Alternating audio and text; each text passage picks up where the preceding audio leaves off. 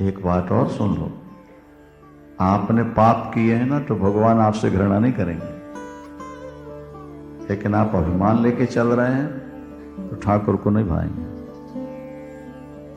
पापों से भी ज्यादा खतरनाक अगर कोई वस्तु है तो वो अभिमान। जन अभिमान न राखें काऊ, जन अभिमान न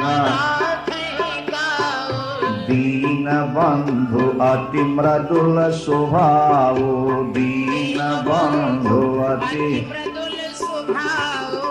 जन अभिमान न राखे कहो, अपने भक्त का अभिमान रहने नहीं देते।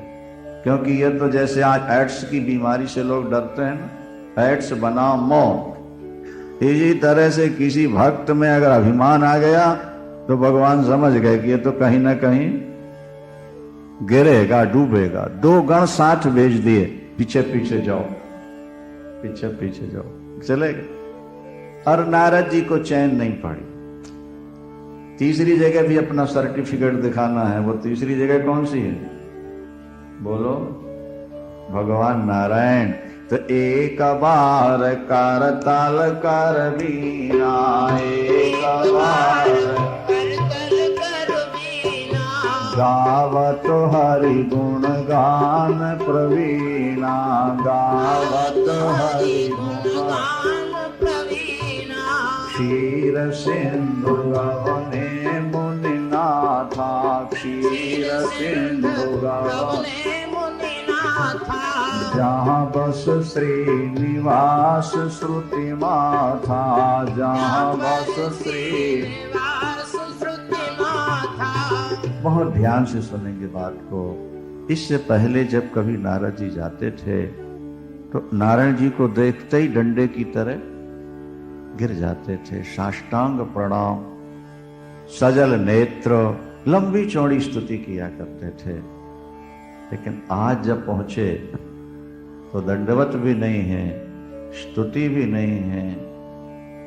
नारद को ये लगा कि मेरा भगवान भी बिना पत्नी के नहीं रह सकता, और देखो मैं बाल ब्रह्मचारी, मैंने काम को बोलो तो बिना पत्नी वाला बड़ा हुआ कि पत्नी वाला बड़ा हुआ? ये देखो, अभिमान भगवान को भी लांघ जाता है। अभिमान में सबसे बड़ी बीमारी यही है कि अभिमानी व्यक्ति भगवान को भी अपने से छोटा समझ ले।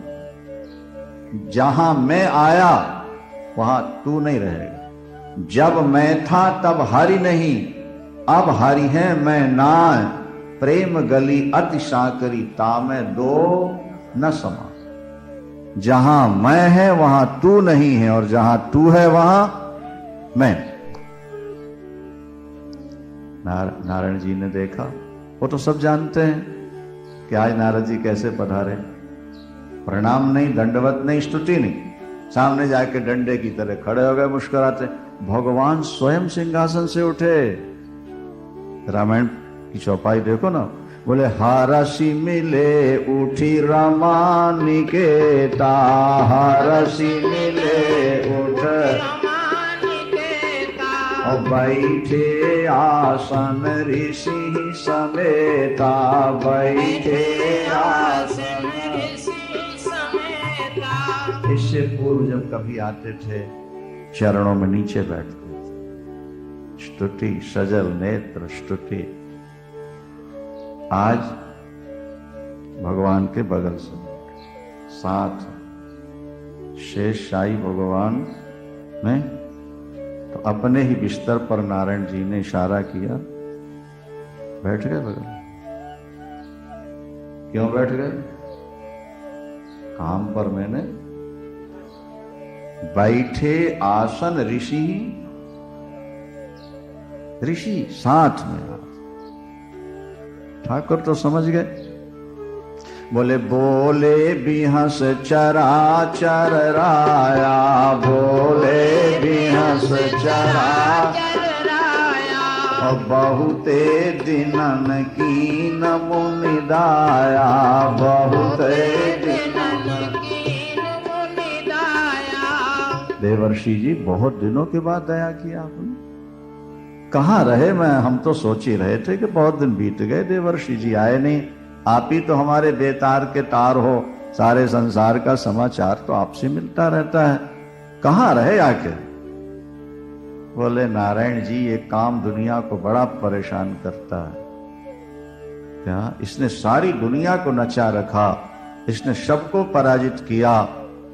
मेरे मन में आया कि एक बार इसको भी धूल चटानी है। क्या? तो फिर क्या हुआ? बोले फिर क्या हुआ? गंगा का किनारा, हिमालय की गुफा और समाधि लगा के मैं फिर क्या? वो इंद्र ने भेज दिया उसको। किसको? भाई काम को, जो दुनिया को नचाता है, परेशान करता है। कामदेव आ गया। फिर क्या हुआ? कैसे बचाव हुआ?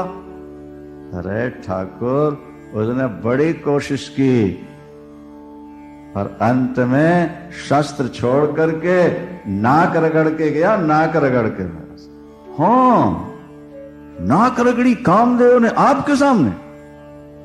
और क्या? भगवान ने थोड़ा सा मुंह रूखा किया।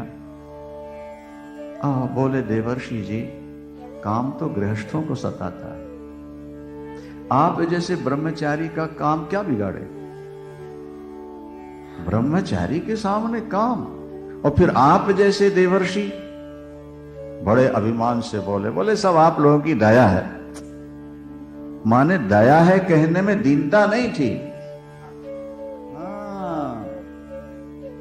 नारद कहे वो सहित अभिमाना, नारद कहे वो सहित अभिमाना।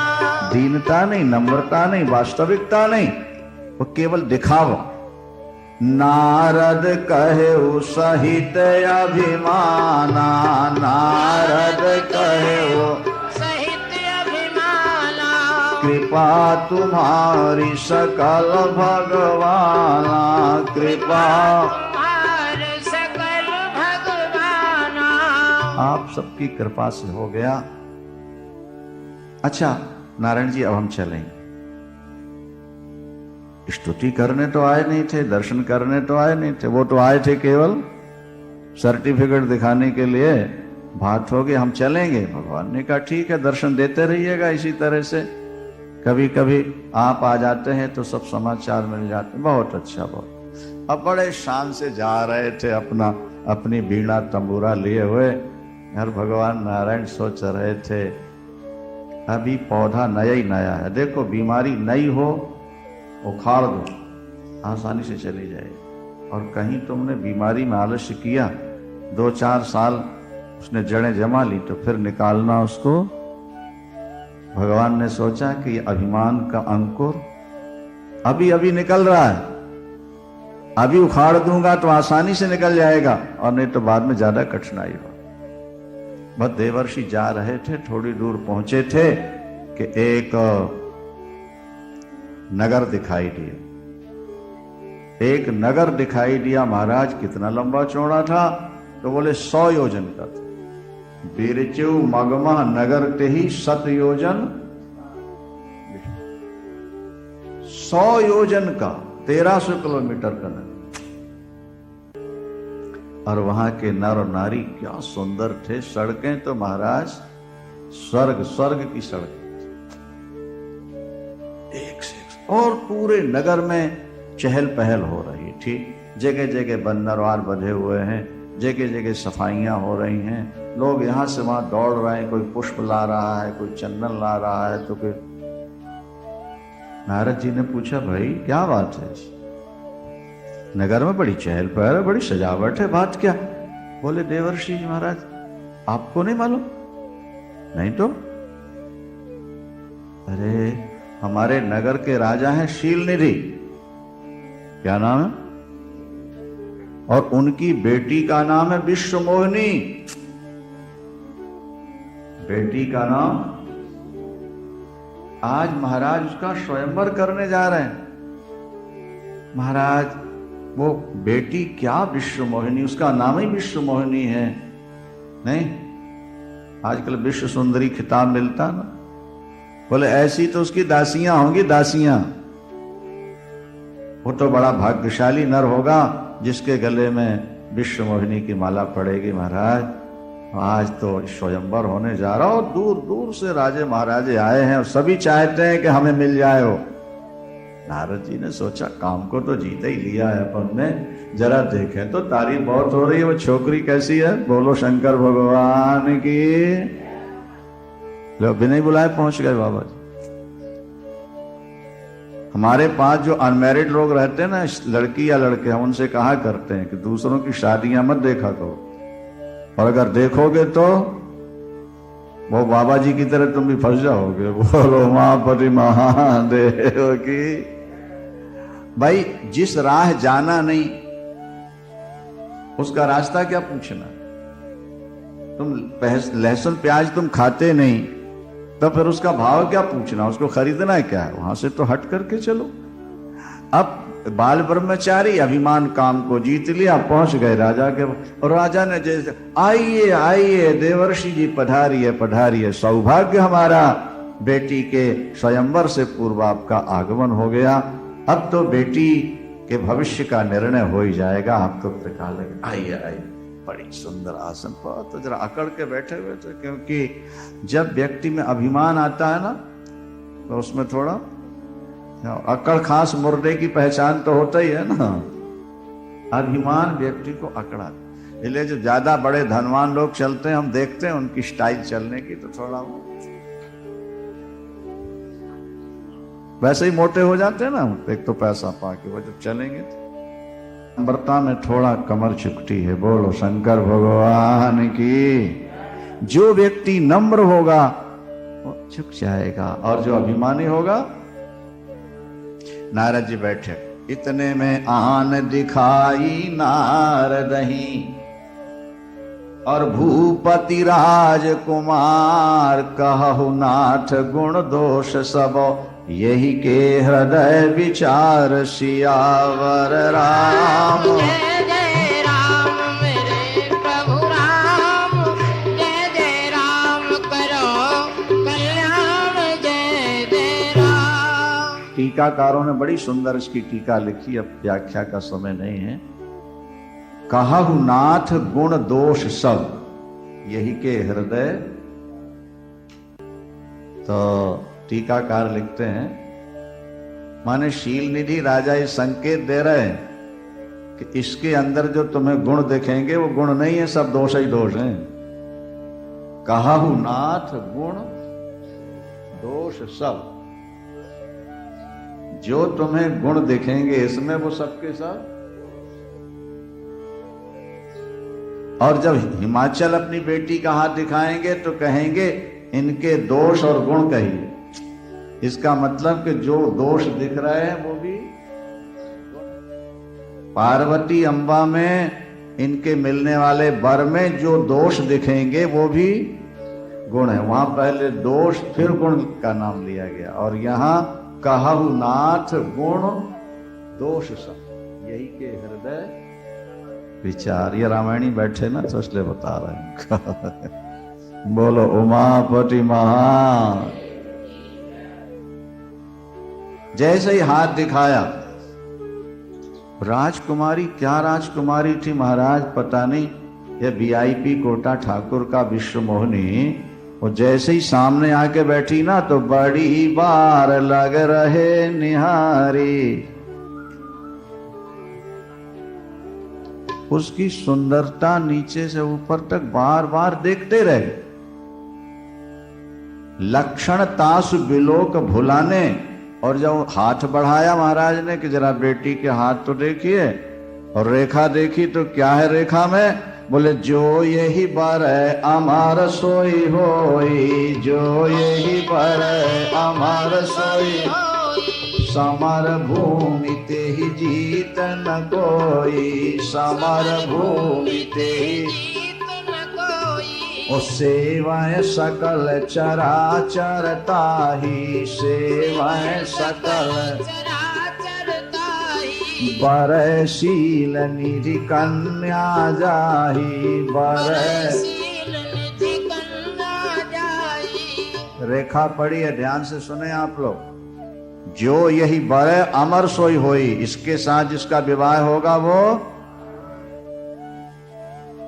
और सेवे सकल चराचरता है, सारी दुनिया उसकी, और वो अजय हो जाएगा। उसे विश्व में कोई 3 बातें मिल गई, एक तो अमर हो जाएगा, अजय हो जाएगा, और संसार उसकी। अंदर से एक सूक्ष्म आवाज आती है, नारद कहीं तुम्ही को ये मिल जाती तो तीनों चीजें तुम्हें ना मिल जाएंगी, मौज नहीं हो जाएगी। सोचने लगे कि अभी अभी तो मैं तप करके लौटा हूं, अभी शरीर में चमक भी नहीं आने पाई, ध्यान में तो थोड़ा शरीर सूख गया था ना भजन पूजन। और कन्या वरयते रूपम, शास्त्र कहते हैं कि कन्या किसका वर्ण करती है? सुंदरता का। लड़की को सुंदरता चाहिए, पति स्मार्ट मिल जाए, भले पैसा थोड़ा कम हो, गुजारा हो जाए। पैसा बहुत हो और पति बढ़िया नहीं हो तो फिर जिंदगी। कन्या वरयते रूपम, नहीं समझ। और माता वित्तम पिता कुलम, मां चाहती मेरी बेटी की शादी वहां हो जहां हीरा मोतियों से सिर से पैर तक मढ़ी रहे, बेटी को धन बहुत हो। शास्त्र ऐसा कहते हैं, कन्या वरयते रूपम, माता वित्तम और पिता कुलम। और पिता ये चाहता है कि मेरी बेटी का विवाह वहां हो जिसका नाम बहुत ऊंचा हो, कुल का नाम बहुत ऊंचा। और बाकी लोग क्या चाहते हैं? बोले शादी की मिठाइयां तो मिलेंगी खाने को, बाकी जो होगा सब ठीक है। अब सुंदरता चाहिए, सुंदरता के बिना ये जयमाला नहीं पड़ेगी। और सुंदरता इतनी जल्दी बदल नहीं सकती, कहाँ मिले? क्यों ना उधार ले लो थोड़ी देर के लिए, कुछ लोग ले लेते ना उधार चीज भी अपनी शादी वादी के शौक के लिए। तो सुंदरता तो नारायण की अगर मिल जाए तो जयमाला तो मेरे गले में पड़ी जाएगी। राजा से बोले, राजन अब मेरे पास टाइम नहीं है, बस इतना ही है कि तुम्हारी पुत्री हर तरह से सुलक्षणी, सुता सुलक्षण कहीं नृप पाई, बस इतना ही कह के कहां जा रहे हैं? महाराज स्वयंवर हो जाए फिर आप जाइएगा, आशीर्वाद दे दीजिएगा बेटी और दामाद को। बोले नहीं नहीं, मुझको काम बहुत है, जल्दी है, जरा जाने दो जाने। ये नहीं मालूम कि स्वयं अपने गले में माला डलवाने की जल्दी है इनको। बाहर पहुंचे, सोचने लगे कि अब मैं क्षीर सागर जाऊं, सुंदरता मांग के आऊं, इतनी देर में तो जयमाला पड़ी जाएगी, तैयारी तो है ही। राजे भी आकर के बैठना शुरू हो गए। तो मेरे प्रभु तो व्यापक हैं, यही प्रार्थना करूं। तो बाहुविधि कीन स्तुति शुरू कर दी, हे प्रभु, हे दयालु, हे कृपालु, हे करुणा सागर, हे व्यापक परमात्मा, दया करो, दर्शन दो, दर्शन। उसी समय भगवान नारायण सामने चतुर्भुज रूप में प्रकट हो गए, देवता पुष्प वर्षाने लगे। और जैसे ही नारद जी ने भगवान विष्णु को देखा, साष्टांग, अभी क्षीर सागर होके आए ना, गर्दन भी नहीं झुकी थी। 2 मिनट की बात है, सुन लो। अभी थोड़ी देर पहले क्षीर सागर गए तो गर्दन भी नहीं झुकी, और अब इसको बिलैया दंडवत कहते हैं हमारे में। जब सामने चूहा दिख जाए ना तो बिल्ली एकदम पैर लंबे ऐसे करके बस जमीन से सट के बैठ जाती है, श्वास भी नहीं लेती जोर से, ताकि चूहे को पता नहीं। और जब चूहा सामने आया, मारी डाई से ना मुंह में ले। व्यक्ति स्वार्थ जब स्वार्थी होता तो महाराज दूसरों के सामने साष्टांग लकड़ी की तरह, हे दयालु, हे कृपालु, हे भक्त वत्सल। अब भगवान मुस्कुरा रहे थे कि देखो काम कैसे नचा रहा है देवर्षि नारद। अरे उठो उठो देवर्षि जी उठो, क्या बात है, अभी अभी तो आप मिल के आए थे क्षीर सागर से, क्या विषम परिस्थिति आ गई, आप इतने व्याकुल हो रहे? बोले प्रभु जल्दी कर दो। अरे क्या जल्दी करने, कुछ बताओ भी तो। बोले आपन रूप देव प्रभु मोहि, आपन रूप देव प्रभु मोहि, आन भांति नहीं पावो, आन भांति नहीं पावो। मोही। आपन रूप प्रभु जल्दी कर दीजिए, लेट हो रहे हैं। नहीं, हमको भी कभी कभी लोगों से कहना पड़ता है, यजमानों से, भैया जरा कार जल्दी बढ़ाओ क्योंकि ट्रेन का टाइम हो गया है, कहीं छूट न जाए, आगे तो कथा करनी है ना जा करके। नारद जी कह रहे प्रभु जरा जल्दी कर दीजिए। तो भगवान ने कहा क्या जल्दी कर? बोले आपन रूप देव प्रभु। अरे हमारे रूप की क्या जरूरत पड़ गई? बोले आन भात नहीं पावो वही, उसको बिना आपकी सुंदरता के नहीं पा सकता। कहते हैं अपनी पत्नी का नाम नहीं लेना चाहिए। और आजकल तो पति का भी नाम लेती हैं, पहले पत्नी का भी नाम नहीं लेते थे। हाँ, पत्नी का भी दूसरा नाम रखा जाता और पति का भी दूसरा। राम जी का नाम सीता जी ने करुणा निधान रखा, राम कह के नहीं बुलाते, करुणा। पत आत्म नाम गुरोर नाम नामाति कृपणस्य च श्रेयस कामो न गृहिणीयात ज्येष्ठा पत कलत्रयो। इनके नाम नहीं लेना चाहिए। अपना नाम जल्दी किसी को मत बताओ। गुरु का नाम सबके सामने मत लो। जो बहुत कंजूस हो उसका भी नाम मत लो, नहीं तो उसके परमाणु अंदर घुसेंगे तुम्हारे। चलो क्या? और जेठे बेटे का नाम नहीं लेना, अब पत्नी का नाम, 5 का नाम। फिर कैसे बुलाए? दूसरा नाम रख लो। तुम अपना व्यक्तिगत दूसरा नाम रख के बुलाओ। जो कुंडली में नाम निकला है, जो नाम रखा गया है माता पिता के द्वारा, वो नाम लेकर के। तो अब देखो नारद जी ने उसको अपनी बना लिया, इसलिए उसका नाम नहीं लेते। बोले आन भांति नहीं पावो ओही, वही नाम नहीं लिया उसका। बोले वो नहीं मिलेगी। तो कौन? बोले जिसको मैं चाहता हूं वो सुंदरता। प्रभु आप तो बड़े दयालु, बड़ी सुंदर चौपाई है, आगे सुन लो।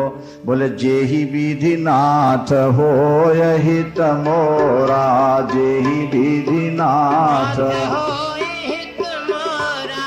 करहु सो बेगी दास मैं तोरा, करहु सो दास मैं तोरा। जेहि विधि नाथ हो हित।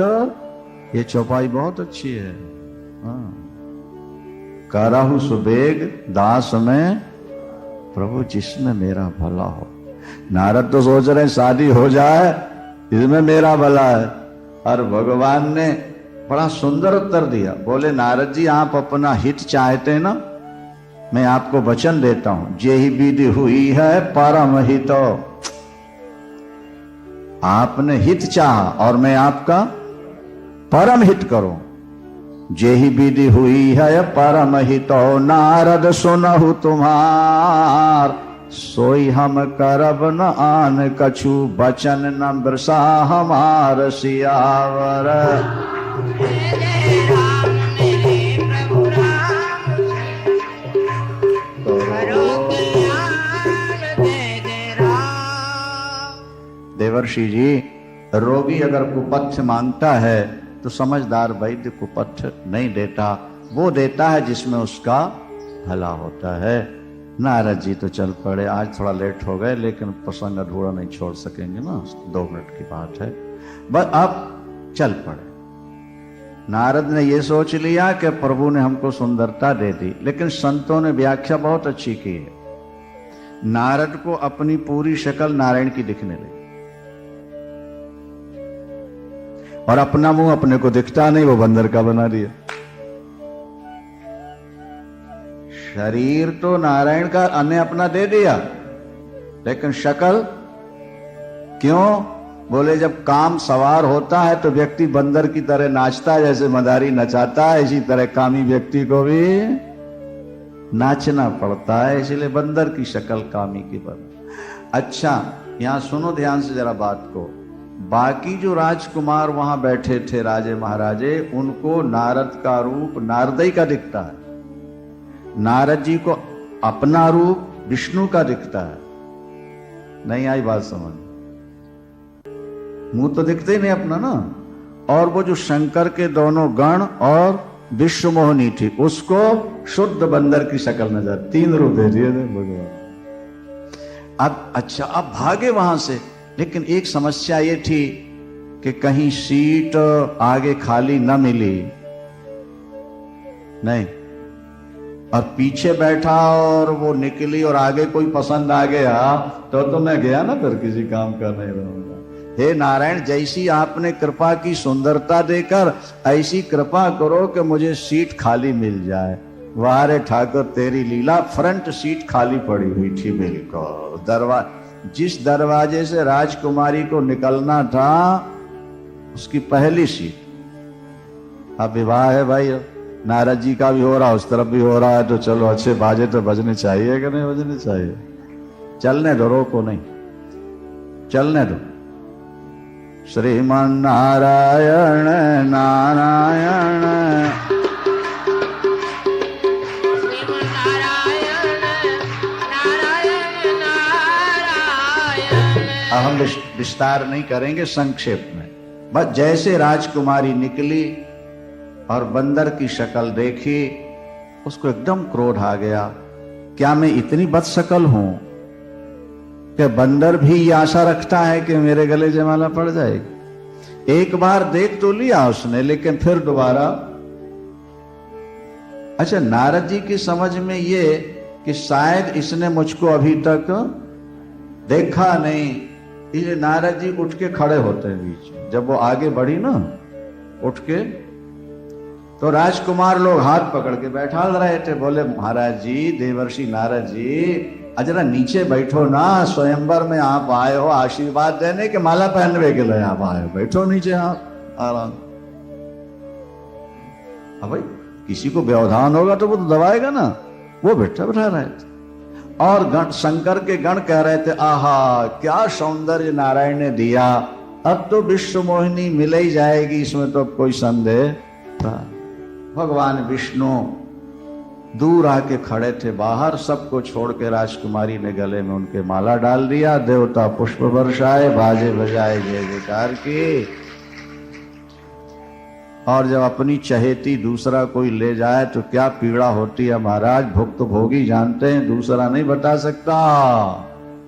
नहीं आई बात में, जिसको हम चाहें उसको कोई दूसरा ले जाए, फिर दिल में क्या जलन होती है, कैसी धड़कन बढ़ती है, वो तो वही जानते हैं जिनकी जिंदगी में घटना घटी होती है। रामायण में लिखा कि मुनि मन विकल मोह मति नाठी, मणि गिर गई छूट जनो गांठी। जैसे कोई कीमती हीरा गांठ से खुल के गिर गया हो और वो व्यक्ति व्याकुल हो जाए, महाराज छटपट। तब तक शंकर के गणों ने कहा, महाराज जरा अपना मुंह तो देख लो, शादी करावे आए थे आप।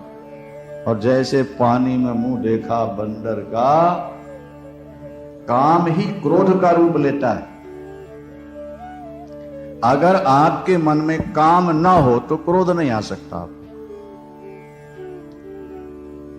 ये ध्यान रखना। जो व्यक्ति ज्यादा क्रोधी है, समझ लेना उसके अंदर कामनाएं ज्यादा। काम की पूर्ति न होने से, पिटारी का सांप चुपचाप बैठा है, नहीं जरा सी ठोकर मार दी, काम ही क्रोध बन। फारकत अधर कोप मन माही, ओंठ फड़क रहे थे, जा पहुंच। अब देखो नारायण जी भी कौतुकी है ना भाई, न दिखते थोड़ी देर तो क्रोध का पारा उतर जाता। तो क्या किया, वो थोड़े आगे बढ़े थे कि उसी को लिए सामने खड़े हो गए। किसको, अब बताओ, एक और लक्ष्मी खड़ी और दूसरी और वो इनको देख के मुस्कुराई, है उनको देख के मुस्कुरा रहे थे। और नारद जी से व्यंग में बोले, मुनि कहां चले बिकल की नाई, महाराज कहां जा रहे हो परेशान होकर के, क्या हो गया आपको? वाह विष्णु, तू छली है, कपटी है, स्वार्थी है, तू दूसरे को बढ़ते देख नहीं सकता। मैंने क्या कपट किया देवर्षि जी?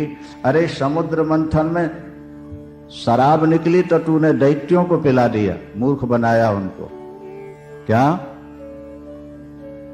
और जहर निकला, बेचारे भोले भाले शंकर को पिलाया, और जब कौस्तुभ मणि और लक्ष्मी निकली तो गले लगा लिया। तू स्वार्थी है, कुटिल है, कपटी है, लेकिन याद रख विष्णु, कभी ना कभी शेर को सवा शेर मिल ही जाता है। शेर को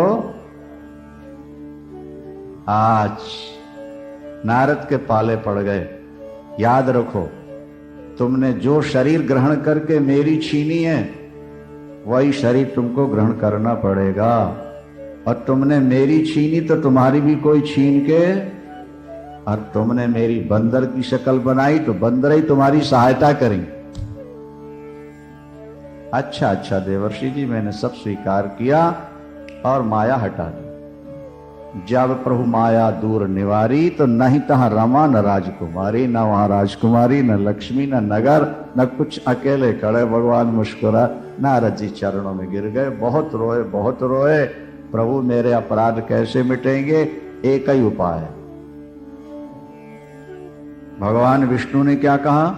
एक उपाय है इस अपराध के। शंकर ने तुम्हें शिक्षा दी थी, तुमने ध्यान नहीं दिया, इसे जपहु जाय शंकर सतनामा, जपहु जाय शंकर सतनामा, हुई है हृदय तुरत विश्रामा, हुई है हृदय तुरत विश्रामा।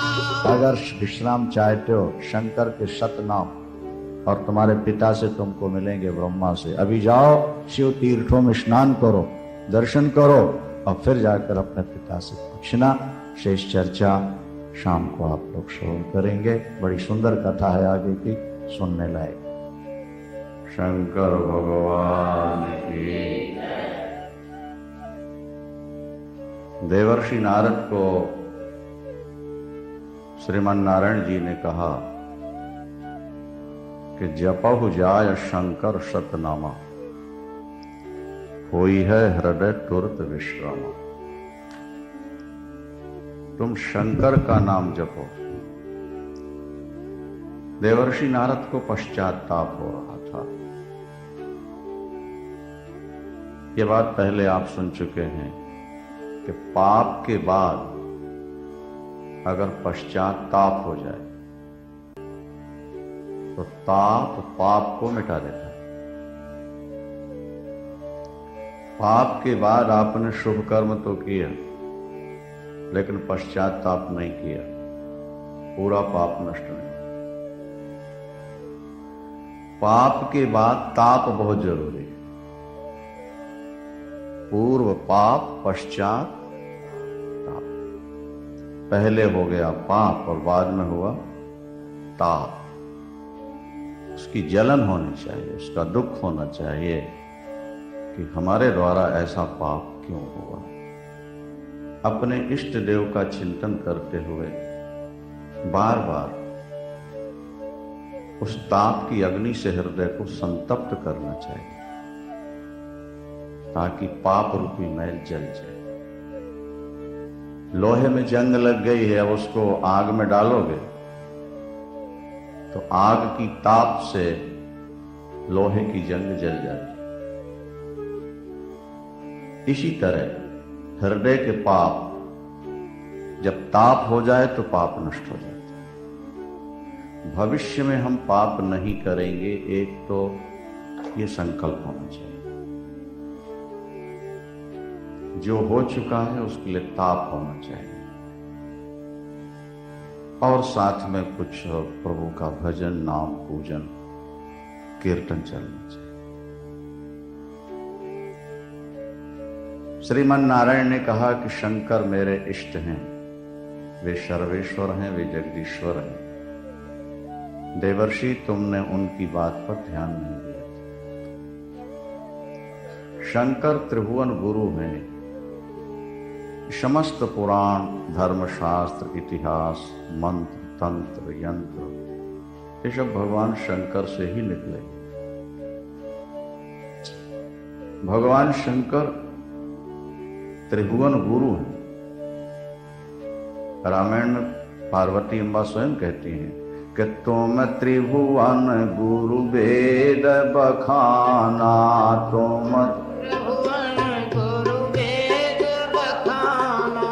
तुम त्रिभुवन गुरु वेद बखाना, तुम त्रिभुवन गुरु वेद बखाना। आन जीव पामर का जाना, आन जीव पामर का जाना। तुम त्रिभुवन गुरु वेद बखाना। वेदों ने भी कहा है कि भगवान शंकर सबके गुरु, सर्वेशामपि गुरु काले न वच्छेदनाच्छ, वेद का भी वचन है। भगवान शंकर सबके गुरु, वो ज्ञान दाता है। अभी आप सुनेंगे, काशी शब्द का अर्थ ही है काश्यते प्रकाश्यते ज्ञानम इति काशी। जहां भोलेनाथ रहते हैं ना काशी में, वहां ज्ञान अपने आप प्रकाशित होता, प्रकट होता। जैसे केसर कश्मीर में ही पैदा होती है, स्विट्जरलैंड में कहीं पैदा होती है, दुनिया के 1-2 देशों को छोड़कर और केसर कहीं पैदा नहीं होता। चंदन मलयागिर पर्वत पर ही विशेष रूप से पैदा हुआ करता है। चंदन मलयागिर पर्वत पर ही विशेष रूप से पैदा हुआ करता है। इसी तरह ज्ञान काशी में ही प्रकाशित। काशी ज्ञान का केंद्र है और ज्ञान मिलने के बाद ही शांति मिलती है। ये बात आप सुन चुके हैं। ज्ञानम लब्ध्वा पराम शांति, ज्ञान प्राप्त करके अखंड शांति मिलती। इसलिए काशी का एक नाम है चित प्रकाशिका। काशी का एक नाम है चित प्रकाशिका। चित्त माने ज्ञान, जो ज्ञान का प्रकाश करते। जो व्यक्ति काशी वास करेगा, मनुष्य तो क्या, कीट पतंग पशु पक्षी भी अगर काशी में रह जाए तो मृत्यु काल में उसको स्वरूप का बोध हो जाए, ज्ञान हो जाए। इसलिए जितने महापुरुष अपने यहां हुए, अंतिम क्षणों में वे काशी वास कर रहे, फिर बाहर नहीं। अभी भी पूज्य गुरुदेव श्री गणपात्री जी महाराज हमारे 1 वर्ष पूर्व से काशी रह गए, उन्होंने कहा काशी से बाहर नहीं गए। एक ज्योतिषी, बहुत अच्छे ज्योतिषी काशी के, स्वामी जी ने पूछा कि हमारा शरीर कहाँ छूटेगा। बड़े अच्छे ज्योतिषी, उन्होंने कहा स्वामी जी आपका शरीर काशी से बाहर छूटेगा। एकदम स्वामी जी को भावावेश जैसे आता ना। शिष्य से कहा जरा गंगा जल ले आओ, लाए, हाथ में जल लिया। आज के बाद अंतिम क्षण तक काशी नहीं छोड़ूंगा गंगा जल से। और बाद में आंखों में जल भर के बोले, भगवान भक्तों की इच्छा पूर्ण किया करते। बोलो शंकर भगवान। भगवान अपने भक्तों की इच्छा पूर्ण करते। ज्योतिषी जी कुंडली में कुछ भी लिखा हो, लेकिन ये शरीर तो काशी में ही छूटे, फिर बाहर, और वहीं छूटा काशी में छूटा। निरंजन देव जी महाराज जो पूरी के शंकराचार्य, जिन्होंने गौ रक्षा के लिए 72 दिनों का अनशन किया, आजकल काशी। एक संसद सदस्य थे पहले, नंद नंदनानंद सरस्वती, आजकल उनका नाम, पहले MP रहे, सांसद थे, फिर स्वामी जी से दीक्षा ले ली संन्यास। अभी राजस्थान में कई विद्यालय चला रहे थे, बहुत सारे कार्यों के थे।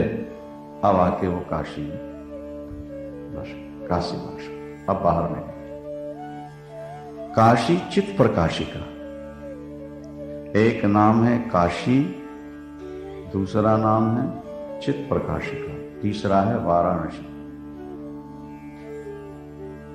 एक और वरुणा नदी बहती है और दूसरी ओर अस्सी नाम की नदी। तो अस्सी और वरुणा के बीच का जो स्थान है उसका नाम वाराणसी। और चौथा नाम जो सबसे बढ़िया है, वो शायद आप लोगों को ध्यान में नहीं, काशी का नाम है आनंद वन। दो ही वन हैं अपने देश में, या तो वृंदावन या आनंद।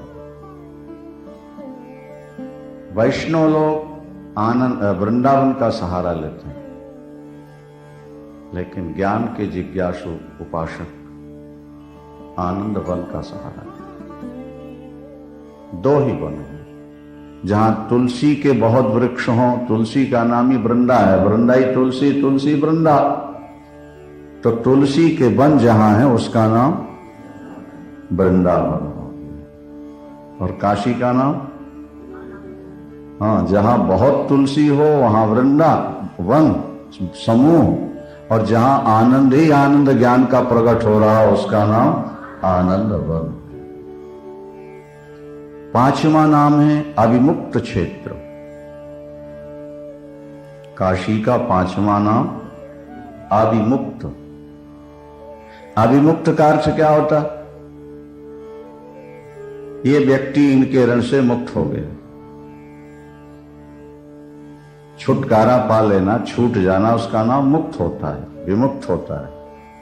अविमुक्त का मतलब है कि भगवान शंकर से काशी कभी अलग नहीं होती है, विमुक्त नहीं होती है, अविमुक्त है। सदा शंकर से काशी जुड़ी रहती है। जहां का शंकर है वहीं काशी है, जहां काशी है वहीं शंकर। इसलिए पांचवा नाम हुआ, बोलो भाई, हाँ, अविमुक्त क्षेत्र। काशी नहीं छोड़ते शंकर बाबा। और काशी की तो महामहिमा शिव पुराण में, स्कंद पुराण में, भिन्न भिन्न पुराणों में काशी महा। बिना भजन किए अगर आप ज्ञान चाहते हो, मुक्ति चाहते हो, तो बस शरीर काशी में छूटे, ये एक संकल्प ले। क्या? अच्छा, और भी सरल उपाय आपको बता दे रहे हैं। नहीं कहीं भी समाप्त हो, कार में रख के ले जाएं काशी, वहां जला दें, तब भी मुक्त हो जाओगे, दोबारा मां के घर में। और भी इससे बढ़िया उपाय है। अगर आप काशी वास नहीं कर सकते तो किसी एक व्यक्ति को जो काशी वास करना चाहता हो उसके रहने की और खाने की व्यवस्था आप कर दो। मरेगा वो काशी में, मुक्ति आपको मिल जाएगी। बोलो शंकर भगवान की। बोलो भाई, ये तो सरल से सरल है कि नहीं? घोषणा कर दो, जो काशी वास करना चाहता हो उसके रहने की और खाने की व्यवस्था हम कर देंगे। बस मुक्ति आपकी हो जाएगी। आपका अन्न खा के वहां तपेगा ना। अन्नदाता का अन्न जिसके पेट में रहता है, वो व्यक्ति जितना शुभ कर्म करेगा, आधा फल अन्नदाता को मिल जाता है। इसलिए अन्नदान ज्यादा किया। अभी अबोहर गए थे कथा में, तो वहां करीब 100-125 कुंटल गेहूं उन्होंने आश्रम के लिए लोगों ने दिया। और उन्होंने कहा, महाराज ये 1 वर्ष के लिए हम नहीं दे रहे, हम तो जीवन भर की प्रतिज्ञा कर रहे हैं कि बस हर साल यहां से अन्न ले जाए। भेज दिया। अन्नदानात् परम दानम न भूतम न भविष्यति नात्र पात्र परीक्षा सा न काल नियम क्वचित। अन्नदान से बड़ा कोई था। अच्छा, भगवान शंकर के लिए जलदान भी बहुत ज्यादा, प्याऊ लगा, कहीं हैंड पाइप लगा दो, कहीं नलका अपने पैसों से लगवा दो, कहीं कुआं खुदवा दो, बहुत बड़ा। भगवान शंकर बहुत ज्यादा प्रसन्न होते हैं, बहुत ज्यादा प्रसन्न होते हैं जलदान से। जलदान, काशी ज्ञान का खान है। काशी कैसे प्रकट हुई और भगवान शंकर ने काशी में कैसे वास किया, ये सारी बात अभी हम आपको सुनाते हैं। उससे पहले आप यही कि श्रीमन नारायण ने देवर्षि नारद से कहा कि अगर तुम शांति चाहते हो तो तुम्हें शंकर के 100 नाम 100 नाम उनका जप करना चाहिए। जपहु जाय शंकर 100 नामा, जपहु जाय शंकर सतनामा, हुई है तुरत हृदय विश्रामा, हुई है तुरत हृदय विश्रामा। जपहु जाय शंकर 100 नामा, शंकर के 100 नामों का जप करो, तुम्हें शांति मिलेगी, तुम्हें शांति।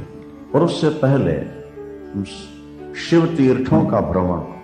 शिव शब्द का अर्थ कल्याण, शिव शब्द का अर्थ शांति, शिव शब्द का अर्थ ज्ञान, शिव शब्द का अर्थ मोक्ष है। क्या शकार जो है ना, शकार, ये शांति का वाचक। शांति में शाह है ना, तो शाह है जहां सदा वर्तमान रहती हो, वह है ना वर्तमान रहती हो शांति, उसी का नाम शिवा है। और ई जो है वो भगवती दुर्गा है, पार्वती। शिव में ई पार्वती, वागर्था विव संप्रक्तौ, वागर्थ प्रतिपत्तये, या जगता पितरौ वंदे पार्वती परमेश्वर। पार्वती और परमेश्वर भगवान शंकर, ये दोनों एक दूसरे से जुड़े हुए हैं।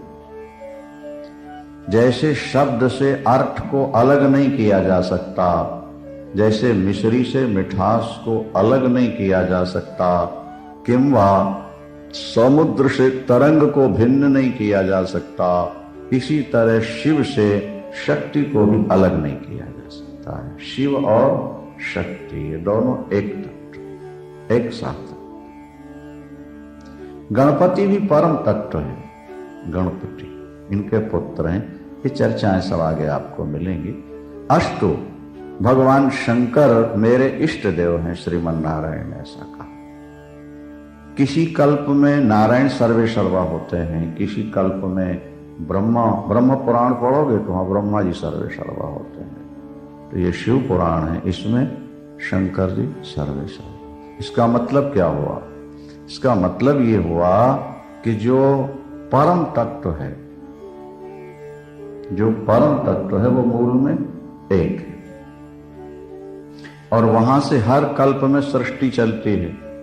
तो कभी तो वो शिव की प्रधानता से सृष्टि होती है, कभी गणपति की प्रधानता से होती है, कभी भगवती पराम्बा दुर्गा, जैसे देवी भागवत आप सुने तो उसमें सब कुछ शक्ति से, कभी भगवान नारायण से चलती है। मूल में जो सुप्रीम पावर है वो एक।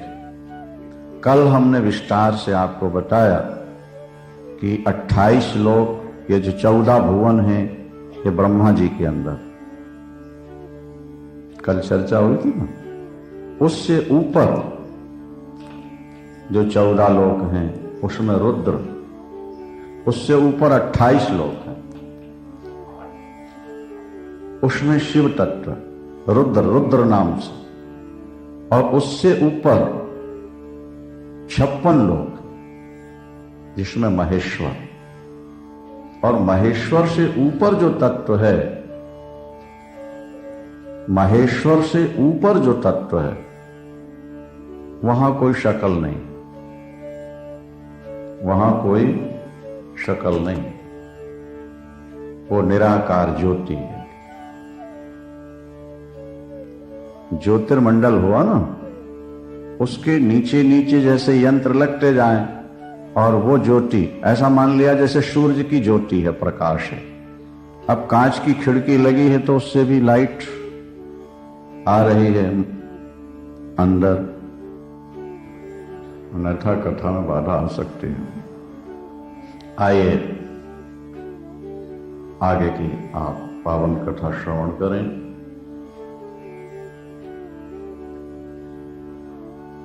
देवर्षि नारद भगवान नारायण का आदेश पाकर समस्त शिव तीर्थों में भ्रमण करते। समस्त शिव तीर्थों में भ्रमण करते करते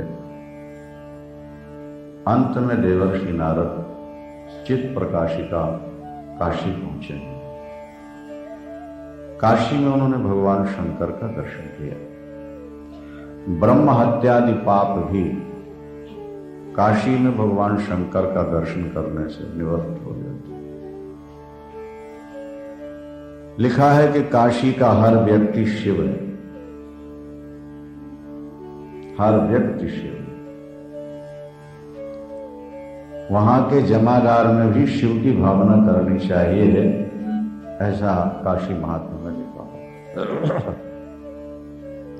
वहां के जितने तालाब हैं, नदी हैं, पोखरे हैं, उनमें जल गंदा हो तब भी उसमें गंदगी की कल्पना ही करते,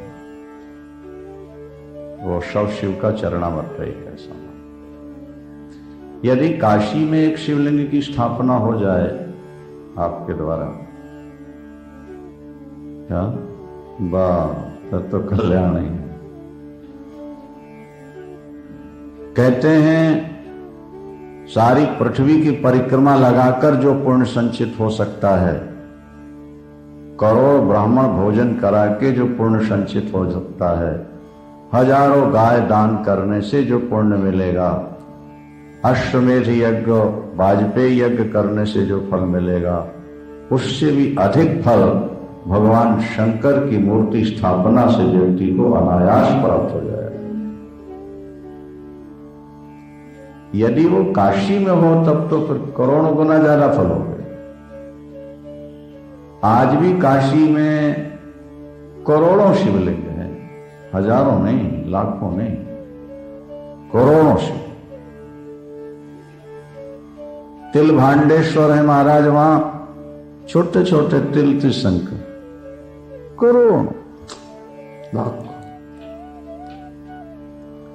वहां तो बस कई महापुरुष अपना गंगा स्नान किए, कमंडल में जल ले लिया और चलते जा रहे हैं, और जहां शंकर दिखते हैं एक एक चम्मच उस पर गाते हैं। वही उनका भजन है, वही उनका पूजन है, वही उनका चिंतन।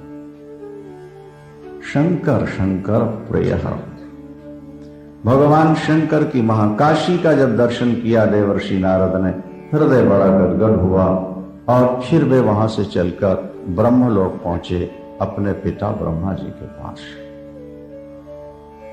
उन्होंने जाकर के प्रणाम किया और अपना अभिमान, उसका परिणाम नारायण जी के द्वारा सब तीर्थों का भ्रमण के आदेश, उसका पालन करके अब मैं आपकी शरण में आया हूं। आप मुझे शिव तत्व का वर्णन करके सुनाइए। शिव तत्व क्या है? शिव का मूल रूप क्या है? वो निराकार साकार कैसे बनते हैं? उन्होंने जगत को कैसे उत्पन्न किया है? यह भी सुना है कि पार्वती सती का विवाह भगवान शंकर से हुआ, उसके बाद फिर पार्वती भगवान शंकर का विवाह हुआ। कार्तिकेय की उत्पत्ति भी सुनी गई है, गणपति का प्राकट्य भी सुना जाता है। ये सारी कथाएं शिव चरित्र सुनने के लिए मैं आपकी शरण में आया हूं, इसलिए कि उस समय मैंने भगवान शंकर का उपदेश नहीं माना था। उसका दुष्परिणाम मेरे सामने प्रत्यक्ष हुआ और अब मेरे हृदय में भगवान शंकर के प्रति अपूर्व निष्ठा, विश्वास जागृत हो गया है। इसलिए आप भगवान शंकर की पावन कथा सुनाइए। ब्रह्मदेव बड़े प्रसन्न हुए। उन्होंने कहा, बेटा, अनेक जन्म के पुण्य जब संचित होते हैं तब भगवान शंकर में व्यक्ति का मन लगता है। अनेक जन्म के पुण्य से जब किसी जीव को मुक्त होना होता है तो उसकी वृत्ति शिव में टिक जाती है। शिव मुक्ति के दाता है, शिव मुक्ति के दाता है। जैसे गर्मी में लोग पानी का प्याऊ लगा देते हैं, इसी तरह भगवान शंकर ने मुक्ति का प्याऊ लगा रखा। जो शिव के संपर्क में आ गया वो कभी न कभी मुक्त हो जाए। ये भगवान शंकर की ड्यूटी। इसलिए भगवान शंकर ने भगवान राम से भी यही कहा, नारायण जी से भी यही कहा कि मेरी काशी में जो मरेगा वो यमलोक नहीं जाए, वो दोबारा मां के गर्भ में नहीं आए। मेरी काशी में मरने वाला व्यक्ति नहीं तो यमलोक जाएगा और नहीं मां के गर्भ। विस्तार है आगे। जो बहुत ज्यादा पाप करके काशी में मरते हैं उनको भैरवी यातना सहनी पड़ती है। भैरव है ना, भैरव, वो भगवान शंकर के कोतवाल। कौन? भैरव। तो जो बहुत ज्यादा पाप करेंगे तो उनको फिर भैरव जी दंड देते हैं। ना तो नरक जाएगा और ना मां के गर्भ में आएगा। भैरवी यातना थोड़े समय सह करके उसे शुद्ध करके फिर शिव तक पहुंचते। शिव शिव शांति देगा। शिव शिव का जप। नमः शिवाय तो बोले रहा ना। ये ओंकार है। जिनको ओम जपने का अधिकार नहीं है वे नमः शिवाय भी अगर जप लें तो ओम ही जप रहे हैं। और जो ओंकार के साथ नमः शिवाय जपते हैं वो तो दोहरा प्रणव बोल रहे हैं। दीर्घ हो गया ना, एक ओम और एक दो हो गया।